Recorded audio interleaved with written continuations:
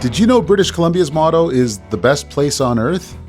These days, that's not quite how it feels. We have a rapidly aging population. We have huge demand for long-term care. We have a really serious mental health and addiction crisis in the province that we're grappling with. Today, David Eby on the toughest job in British Columbia. Buckle up, this episode is jam-packed.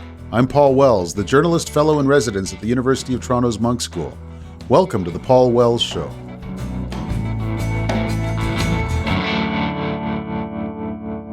David Eby was in Ottawa on Monday to meet Justin Trudeau, but he sat down to talk to me first. If you've heard this podcast before, you know I like to have some fun small talk to put the guest at ease, get to know the person behind the news. Yeah, we got none of that for you this week. There was just so much to cover, starting with the assassination of Hardeep Singh Nijjar, the Vancouver Sikh activist. Justin Trudeau blames the Indian government. CSIS was on the case for months before Nijjar was killed. But nobody in Ottawa is showing David Eby their evidence. He told me that has to change. We also talked about housing and drug overdoses and foreign interference and healthcare, federal-provincial relations, and energy. Eby's been the premier for less than a year. He was the only candidate to replace John Horgan when Horgan retired for health reasons last year. So far, his plate's pretty full. He didn't grow up in BC. He moved there from Ontario in 2005.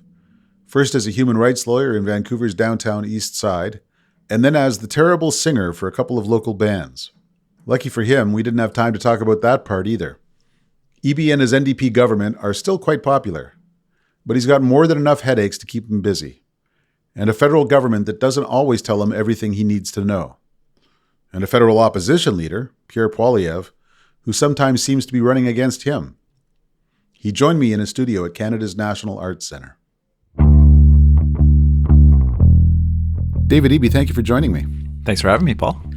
You're meeting the Prime Minister today, but let me begin by asking about last week's big news, which was the Prime Minister's allegations about the assassination of Hardeep Singh Nijjar. How did that affect your week back home in BC? Well, it's really a big deal in British Columbia. Mm-hmm. We have a huge expat community from India in British Columbia. Mm-hmm. And the news hit home very hard, particularly among the Sikh community, where there have been concerns about interference by the government of India for some time in their domestic political discussions. And combination of a sense of relief that someone acknowledged that these things were true, and I would say a pretty broad sense of anger about the content of the allegations the Prime Minister made and the information he shared in the House. The claim that the Indian government was behind this killing, is that plausible to you? Had you asked me before the announcement, I would have said, India's a democracy and one of the countries we're targeting for enhanced relations in terms of trade. And so I certainly personally found the announcement very shocking and disturbing. And for me, some of the frustration that I have about this is that there's an opportunity, I would say, for the federal government and their intelligence arms, or the RCMP or CSIS, to share more information provincially. I mean, it really was quite disturbing to me that the Prime Minister had sufficiently credible information to make the allegation. Nijjar was killed in mid-June of this year. If I'd said to you in May there's something up with Hardeep Singh Nijjar, would you have recognized the name? Would you have were his disputes with the Indian government something that were part of your preoccupations? Well, when in recent memory, the protests in Surrey related to the treatment of farmers in the Punjab, particularly, had a lot of salience in Metro Vancouver and British Columbia. Lots of people with, we support farmers, bumper stickers and that kind of thing. And so the discussion and the protest in relation to the Modi government, relationship with the Sikh community in British Columbia and broadly was very much front of mind. And I was aware about concerns that had been raised about personal safety by people from the community. The tensions have been growing, and the concerns about the more authoritarian leanings of the Indian government on treatment of minorities in the Punjab, the response to protests in that community were very much raised with me by local activists and people who are concerned about it. I ask all this because Nijjar was meeting with CSIS a couple times a week from February to June. They were telling him to stay in his house. They were letting him know that they believed that he was at some risk, or maybe he and they were telling each other that he was at some risk. Is that a tenable situation, and is that a situation in which the Premier or the government of British Columbia should be more closely involved? Well, I'm going to take a step back, Paul, to when I was briefed as the Attorney General and Minister responsible for gaming in British Columbia on the money laundering that was happening in our province, allegations of transnational organized crime, and the frustration that I had then that information was not on the radar, and the limited information that we had even then from the federal government about that particular activity. Yeah. And then obviously there's been a very significant discussion about China and interference in politics in Canada. We've engaged with our Elections BC head so that he has the capacity to, independently of us, ensure that we're protected and insulated from interference in that way. Again, we're operating quite in the dark in terms of what the federal government knows about that. And I've raised this issue on many occasions, and they have committed to finding ways to share more information about whether it's India or China, Iran, or other governments and expat communities and interference in our politics in BC or public safety concerns. We just have not had the information that we need to be able to ensure that British Columbians are protected, and keep raising it. And I'm hopeful that we'll see some progress on this. Is the CSIS Act in the way in some form, and does it need amending? When I meet with CSIS, they offer me what are called open source briefings, which are basically the content of newspapers, whatever you can find online. It's very frustrating, right? If you read, you read the papers, it all sounds very familiar. And so they advise me that we are not the client. The provincial government's not the client, and the federal government is. And so they're restricted in what they can share with us. And so this has been one of the areas of focus in our discussion with the federal government, is reforming the CSIS Act to be able to share that kind of information. Are there clearances that I can get personally even in order to be able to receive some of this information? Is it possible for the pro-Khalistan movement in British Columbia to go too far? Rishi Sunak, the British Prime Minister, last week was using terms like pro-Khalistan extremism. Is that a thing? And is it something that you're preoccupied about? Well, I think, when you're talking about any political protest movement, it can always go too far. That's why we have laws in Canada about that. But we also have free speech protections. And the concern that I have currently is that our free speech protections, the ability of British Columbians to speak out, whether it's about the conditions of people living in Iran, whether it's the conditions of people living in China, the conditions of people living in India, are being potentially interfered with by those governments. And people in British Columbia should be able to speak out on issues of interest to them without interference from external actors, especially government actors. Now, you're meeting the Prime Minister today. Working visit? Courtesy call? Well, this is very much a working visit. And one of the reasons why I'm here is it's become very apparent to me that the relationship between individuals is what drives the federal-provincial relationship. Mm-hmm. Knowing ministers on a personal level is critically important. We have to make an extra effort to come out here, be more visible, and be face-to-face with ministers, deepen those relationships, and try to expand our influence on federal policies and programs so that British Columbians benefit. I believe the last time you were in town was for the Premier's meeting, the federal-provincial meeting on healthcare, which was a weird day. The Prime Minister essentially invited the premiers to town so he could read a news release to them.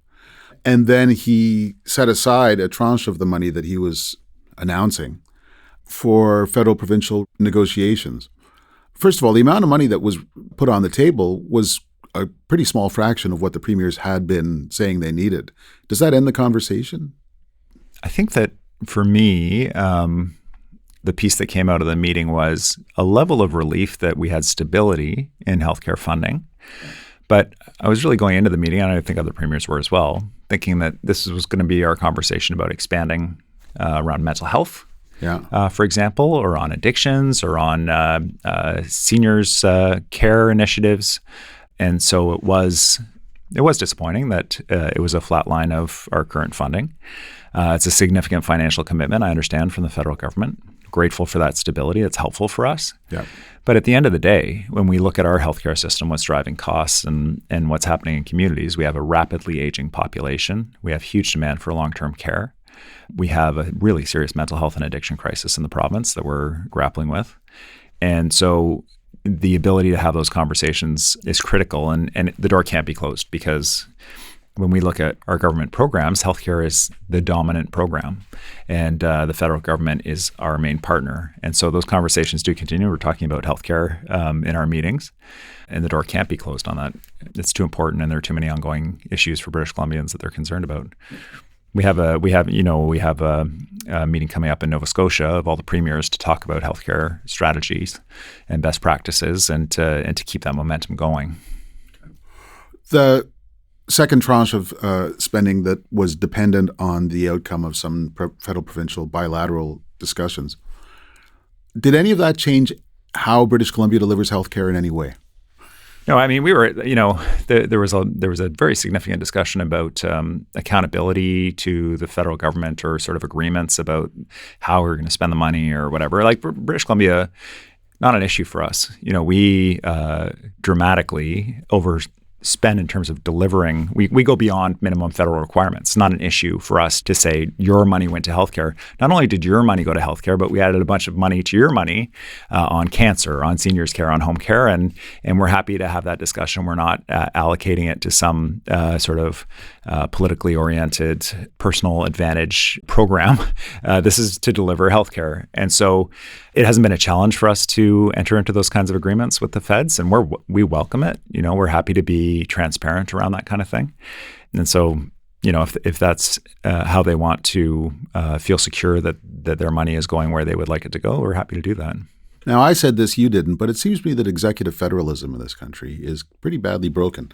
We're now 2 prime ministers deep in federal government being very reluctant to meet with the premiers as a group, and preferring to sort of short-circuit any real conversation by making the announcement as you walk in the door. I mean, do you share that preoccupation, which is a wonky preoccupation? It proves that I went to university in the 80s when federalism was pretty active. And do you think there's any way to fix it? Yeah, there's definitely an emphasis from this government on one-to-one agreements with provinces. So on childcare, for example, when we were first out of the gate with the feds on a childcare agreement, and we're always happy to engage in that if it benefits British Columbians. British Columbians don't wake up thinking about what's the relationship between the provincial government and the federal government. You're rightly self-conscious to be asking a technical question like that, but it's an important question for our country, and it's got to be difficult. We have a lot of conservative governments across the country, and they're not there to necessarily be friendly to a federal liberal government. And we've had moments, frankly, where I think the line was crossed in terms of the discussion, but generally, I would say the discussion around the table is constructive. I think it would be beneficial to have more opportunities for us to meet as a group with the Prime Minister. And we do the same thing with municipal governments. We not every municipal government are card-carrying NDP members in British Columbia. Many are card-carrying members of other parties. And the tone we're trying to get to in British Columbia with municipalities, and I think the reason it's front of mind, we just had our big municipalities meeting, the Union of BC Municipalities.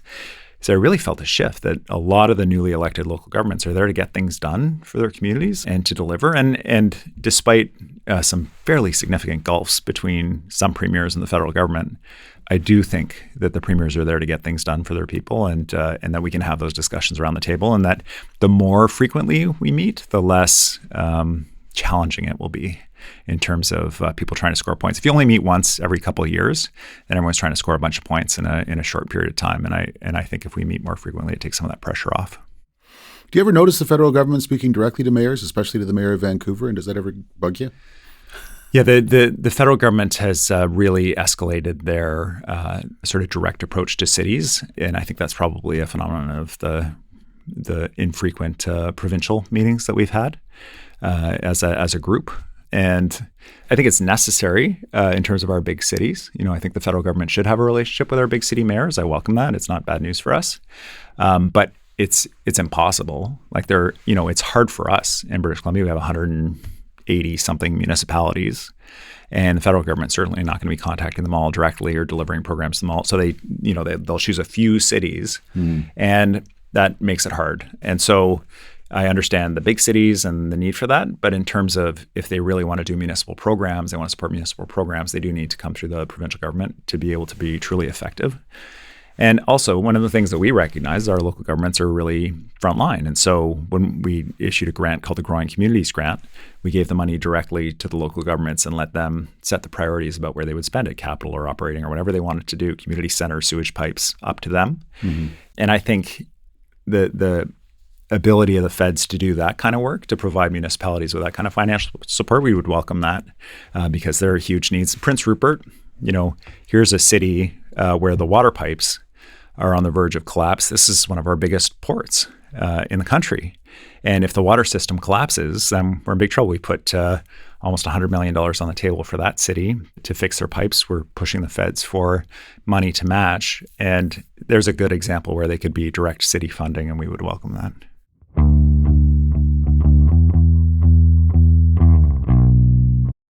If you like discussions about big ideas like the ones on this show, I have a recommendation for another podcast. This Being Human is a show that features deep conversations about life, art, and the soul, informed by a Muslim worldview. Hosted by Abdul Rahman Malik, an award-winning journalist and educator. He talks to artists, musicians, writers, and other intellectuals about the work they do and the things that move them.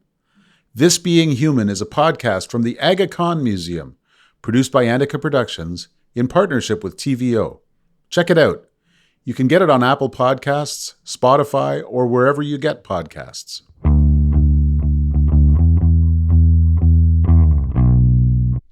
Let's talk about Pierre Poilievre. He has shot so much video in Vancouver lately that I'm starting to think he's going to qualify for a film tax credit. I want to talk about two files that he's championing, which are opioid policy and housing policy. But I do wonder, have you met the guy? Have you had a conversation with him since he became opposition leader? No, I haven't, no. Would you like to? I think there's a lot of benefit in reducing partisan vibes, I'll describe it as, on these big issues that matter to British Columbians. In terms of those priorities, housing and the impact of the opioid epidemic, yeah, those are key issues in our province. And so as an opposition leader, he should be focused on those issues. Unfortunately, I think we're in a situation currently, not just in Canada, but in North America, where it is so partisan that these kinds of discussions can take on a character well beyond discussing the issue at hand. So I'm always happy to engage with people on the issues that matter to British Columbians, especially if they have the ability to influence policy at the federal level. So I'd be happy to engage with Mr. Poilievre on a policy discussion on that. My anxiety would be about polarizing or politicizing these incredibly challenging issues. So we have in BC, for example, we have a policy, this decriminalization policy about keeping people alive so that they can get into treatment, that all parties agreed on until we started to get close to the election. And then now it's becoming increasingly politicized. And I think in part because of some of the discussion that's coming from Mr. Poilievre. Nobody's excited about the idea that somebody's addicted to drugs and they're going to street level dealers to buy drugs and that somehow a physician or a nurse would then be providing prescription opioids to them. Nobody's excited about that. It's an act of desperation to keep people alive. We had almost 13,000 people die. I've been a drug prosecutor very briefly. And I prosecuted someone for the possession of drugs, a young Indigenous woman. Her file in particular stands out in my mind, where I watched and I was like, this woman came into the system. She wasn't made better by it. There was all this money and energy that went into that. She didn't come out the other end saying that was great and I feel better. And so to politicize this and say that this is causing other issues in the community, the fentanyl, the drugs that we're seeing in the community are causing the issues. We're trying to interrupt the supply. We're trying to interrupt the relationship people have with dealers and get them into the medical system and get them into treatment and keep them alive. And so if that's the nature of the discussion, then that would be great. But if it's about progressive politics destroying civilization, then how's that going to advance us? One sometimes hears that there is a lot more space for treatment in Alberta than in British Columbia and a lot more effort to get people into treatment in Alberta than in British Columbia. Do you buy that? I agree that people say that. It's not true. Alberta struggles with the same issue that we do, which is we need the psychiatric nurses around mental health. We need the addictions doctors. We need the people with the ability to provide the treatment. That's our biggest challenge. So we have $1 billion in the budget around treatment. And our biggest challenge getting that money out the door is the the people to deliver these services. We're building up a mental health and addiction infrastructure from zero. Alberta has the same thing. They've announced, what is it, 10 sites or something. I think they've got one almost open, right? And so to draw partisan lines around this stuff is, frankly, I find it frustrating. This is healthcare. It's necessary healthcare for people. If Alberta's got a strategy to get those workers in place faster than we do, I want to know about it. Like, let's do it. And if we do, I'm sure Alberta wants to know about it as well. And there are pieces we've looked at from Alberta. I think they do a better job of ensuring access to methadone and opioid agonist therapies like that. I think they do a worse job in terms of finding ways to get people into the system so that they can benefit from those kinds of treatments. And so there are things that we do well, and there are things that we need to learn from other places. And the more that we can be cooperative on this, and the conversations I've had with Premier Smith about this are constructive, and then the more everybody's going to benefit from it. I do understand it's an issue in BC we're grappling with around how we manage the street disorder that's associated with the fentanyl crisis that we're in, people with brain injuries who survived overdose and so on, who are out in the streets and community. The more we work together to deal with these things, I think the better we'll be. You yourself, I believe as Attorney General, have shown some sympathy for the idea that people might need to be forced to go into treatment, or required. A lot of people say that simply doesn't work, that you need to pick your moment to begin your recovery. Do you still think that an obligation to undergo treatment would be something worth considering? Yeah, Paul, the scenario that we're seeing in some of our emergency rooms is you have somebody who's brought in with an overdose. They get the Narcan and they sober up, and the withdrawal is so intense that they go back out in the community and use again and overdose again, and they're back into hospital again. I was speaking with emergency workers who talked about seeing people 3-4 times in a single day. The mayor of Burnaby, Mike Hurley, former firefighter, said one person he saw 5 times in a single day. So firefighters, emergency responders are already strained emergency rooms, seeing the same person over and over and over. We need a different way of approaching that. So one of the things that I was told in pushing on this is anxiety that when people overdose, that their friends or others will be reluctant to call 911, reluctant to bring them into the emergency room if they know that they might be detained for multiple days if they bring them in. And that will cause more people to die. So we're always trying to find the way to do this properly. So what we're doing with St. Paul's, which is a downtown hospital that's really frontline on this crisis, is a program where you go into the emergency room and you go seamlessly into detox on the site, and seamlessly from detox to treatment, so that you move from the emergency room. If you have that moment of clarity, if you say, look, I want off this train, then you can go directly in the building. You don't get put in a cab to go somewhere else. You don't get told it's going to be a week's wait or whatever.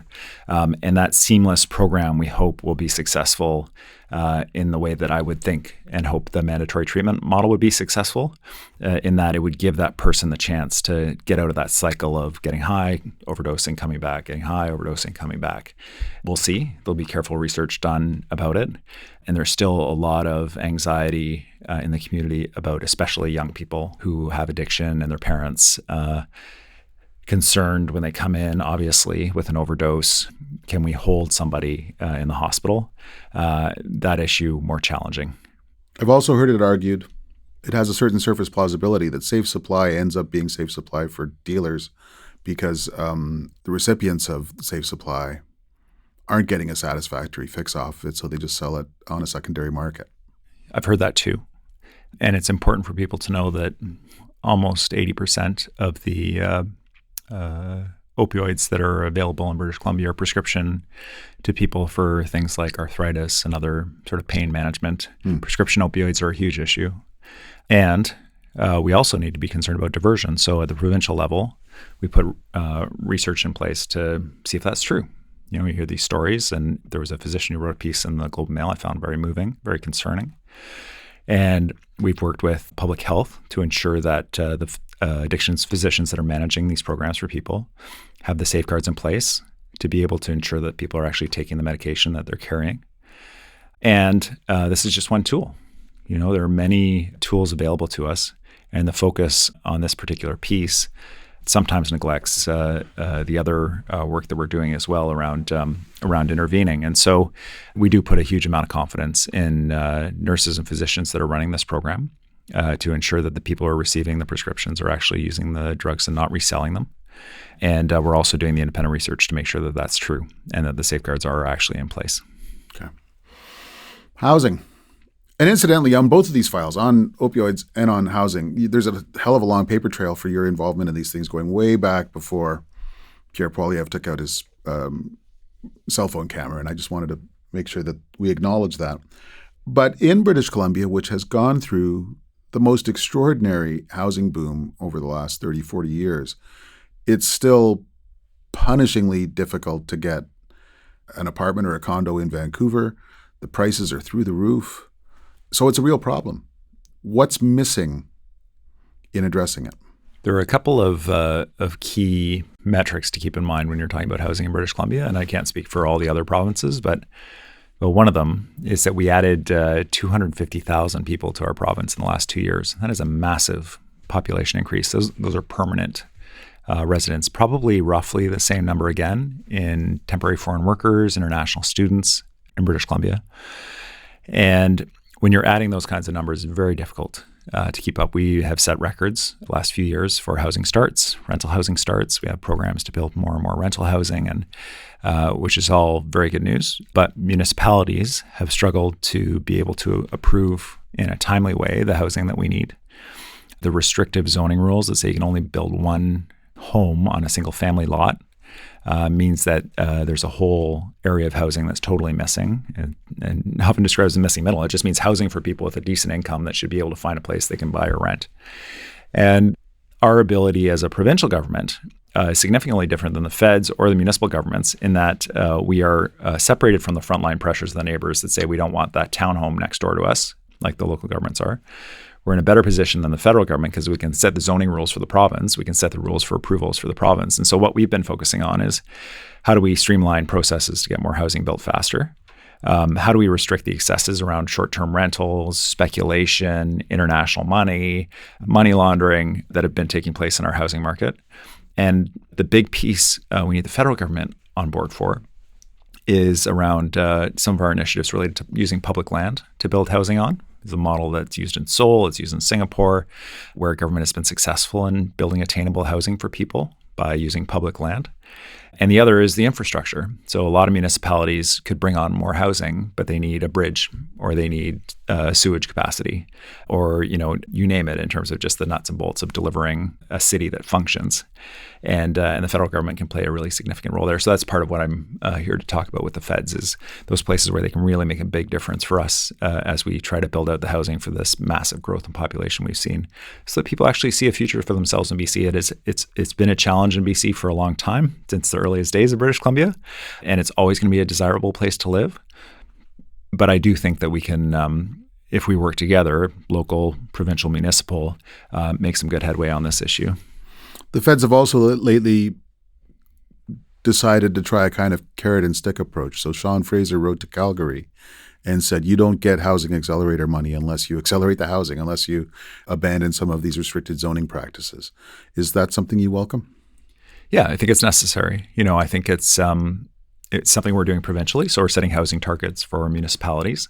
First, we funded them to do housing needs studies so they know the housing they need for the population growth that we have in the province. Then we said, okay, take those housing needs studies and we're going to work together. We're going to set some targets. And then we're going to work together to help you hit those targets. And that could include carrots, funding with infrastructure and other pieces to get it done. Yeah. And it could include if you're unwilling to put the policies in place, consequences around the availability of grants and so on, it just won't be available to you in the way it will be to cities that are able to hit those targets. The interesting thing is sort of initially around that discussion, there was a lot of resistance, there was a lot of unhappiness about it. But as we've worked through it now, I think the municipalities in BC, there are exceptions, of course, are willing to engage in this. They see the desperate need and they see their role, frankly, in helping us deal with this crisis. And so I hope that is what the outcome is for the federal government's approach as well. We've been trying to get them to say, we'll map up our accelerator money with your housing target cities. Let's make those the same cities. So that's where we've been pushing the housing minister. Let's coordinate our programs. This is an idea where the province and the feds are working in coordination and see how that goes. And so I'm hopeful that that's where we end up. I don't even think you lived in British Columbia when three levels of government negotiated a decade-long plan for provision of social services, for provision of other government services. I've always been amazed that isn't something that happens regularly. Is it time to talk about this sort of thing, not only for Vancouver, but for all those other municipalities? that would be fantastic. And that level of integration and coordination is really needed again. So the Vancouver Agreement kind of came out of the HIV/AIDS crisis on the downtown east side, the really impoverished neighborhood, downtown Vancouver. And that neighborhood right now, I've not seen it worse. The impacts of the fentanyl crisis down there is unbelievable. People really struggling. So our government, I've made a commitment that as premier, circle around that neighborhood. The province is going to coordinate. We're taking on the issue provincially because it's too big for the city now. And one of the conversations I've had with the federal government is, can we work together? And the Vancouver Agreement fell apart immediately on the end of the Chrétien government. But the opportunity that's there, because this is a national issue. There shouldn't be a neighborhood like that in Canada. There shouldn't be people struggling like that in Canada. And it's one of the first places that people see when they get off the cruise ships in Gastown in Vancouver. And so the opportunity for us to coordinate there could be a really good model for other places. But absolutely, when you're talking about some of our major cities or key infrastructure areas or ports, or I think increased coordination like that would be really welcome from my perspective. And again, we have more in common with the federal government than many premiers across Canada. Maybe that wouldn't be a national strategy that would work, but certainly in British Columbia, we would welcome that kind of partnership. Can I ask a bit about the partisan context in British Columbia? Because it's sort of changing these days. There is no Liberal Party anymore. It's BC United. And a string of polls going back, some time suggests that you don't have to worry too much about this because your NDP party is just stomping the opposition. But the British Columbia Conservative Party does seem lately to be a bit resurgent. What's causing all those changes?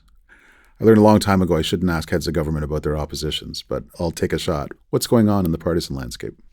When I was first elected was 2013. We had a 30-point lead in the polls, and we lost that election.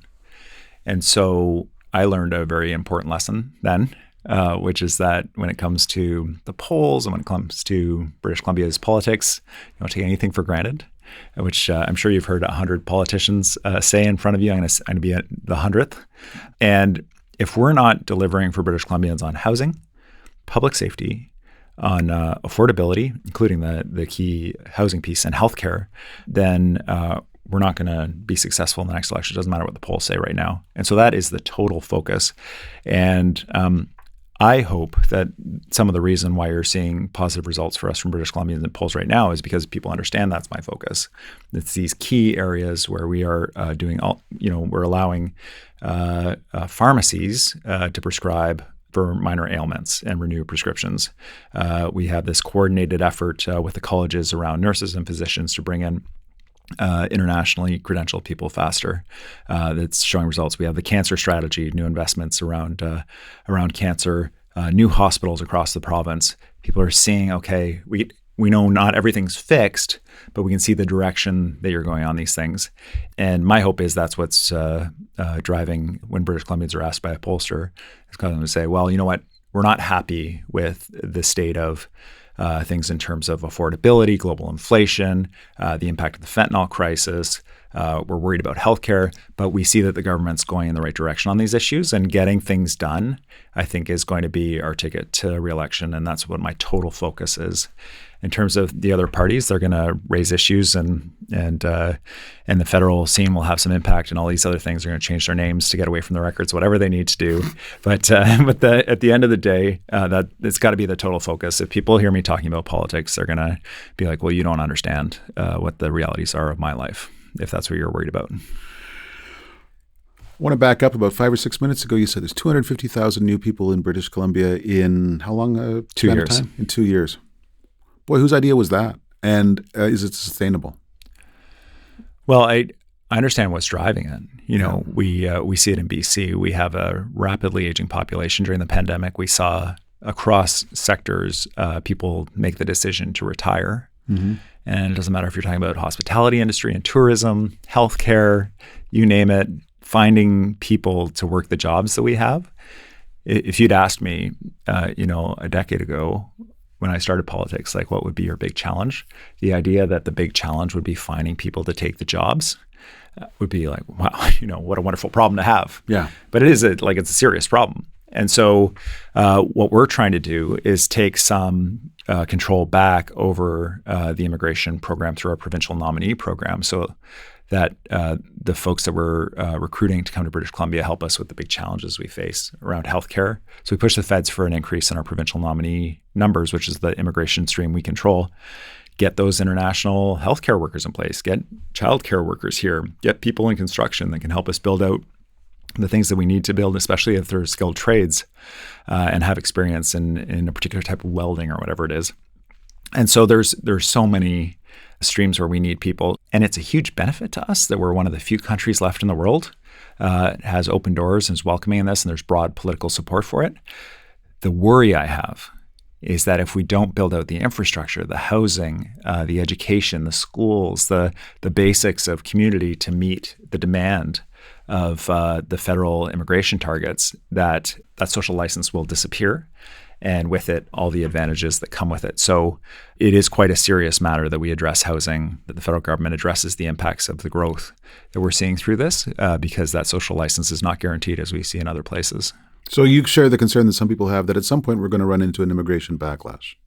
I think you can already see the anxiety that people have about talking about the challenge that we face to meet the immigration number demand that we have in terms of services. We need to talk about it. We need to find a way to recognize all of the positive impacts of immigration and that it brings responsibilities. When you welcome someone to the country, you need to have the services in place to be able to support that person. And so that discussion is starting to gain some traction. And with it is always the risk. And in BC, we're the front lines of where this ends up. You can go back to, we're talking about the South Asian community, Komagata Maru, where a boat full of desperate people was turned away. And some of the worst moments in our history, the anti-Asiatic riots that took place, the head tax, you can see where it goes. And in BC, those memories are recent enough, living survivors of, this kind of racism, anti-immigrant sentiment. Everyone's very careful about it, as they should be. And we need to be able to talk about providing those minimum standards. This has been a far more kind of intense conversation. Usually we just, kick back and spin some tunes and stuff like this, but there was so much to cover. And I want to hit one last file, which is energy. Ontario and Quebec, the provinces that I follow most closely, kind of just woke up and realized they've got to essentially double their electricity production in the next several years. Quebec isn't sure whether they've got rivers to dam. Ontario doesn't know how they're going to generate that kind of energy. And yet you're marketing a BC clean energy advantage. Are you off the hook for those kinds of demand challenges, or do you know how you're going to meet them? No, we're certainly not off the hook. We feel a huge sense of responsibility around this. We have massive potential to respond to the energy needs of our West Coast neighbors all the way down the United States. To the east, our neighbors in Alberta, and to the north, our friends in the Yukon that are hungry for energy. And the ability for BC to provide that support is really significant. Our conversations with the federal government around transmission lines that cross over into other provinces or territories or down into the United States in terms of providing a clean energy export in the form of electricity, hydroelectricity is I think the opportunity is huge. This year will not be the case, but last year we made about $1 billion exporting electricity to the United States. This is a huge economic driver for our province and for Canada potentially. And we also have big international companies visiting British Columbia to talk about hydrogen. We had Fortescue, a huge Australian mining company, their CEO fly to Prince George to meet with the mayor and the local First Nation, Tenay First Nation, to talk about a $2 billion hydrogen export plant to decarbonize steel operations around the world. POSCO, a huge Korean steelmaking firm, in conversations with BC about a site to export hydrogen to decarbonize their steelmaking operations in Korea. I think that if we move quickly, we're going to be able to seize on this. And that's the big question. Electricity does not move quickly. It is the opposite. It is a highly regulated industry. It is a very slow moving beast. And so we put in place a task force at BC Hydro to find ways to move faster around bringing new transmission and generation online. And I think that this will help us grow our economy quite dramatically, support decarbonization around our major industries, and create jobs and a legacy for our kids around climate change, which is really exciting and important And it is an advantage we have that the feds could partner with us to help deliver to our neighbors as well. Where does LNG fit into all this? Our government delivered the LNG Canada project, as well as wood fiber LNG, which just started construction, and Cedar LNG, which is the largest Indigenous energy project in North America. And so I recognize that LNG is part of our economic and energy mix at the same time as we recognize that fossil fuel infrastructure, its days are numbered. And so we're not putting all our eggs in that basket. In fact, when I met with the companies that are the big proponents behind LNG Canada, they're finding ways to pivot to clean energy sources like hydrogen, and they're going to be our partners in those projects as well. So we're all looking to decarbonize. We have different targets, 2030, 2040, 2050. The companies do, we do as a province, and we're finding ways to support each other to get to those kinds of targets in a way that subsidizes the future that we want, which is that zero carbon clean energy future that we were just talking about. David Eby, take a deep breath. I think I'm going to let you off the hook. That was a faster run through more files than I'm used to doing, but I don't often get a British Columbia premier in town, so I wanted to make the best use of the time. Thanks so much for talking. Thanks for having me, Paul.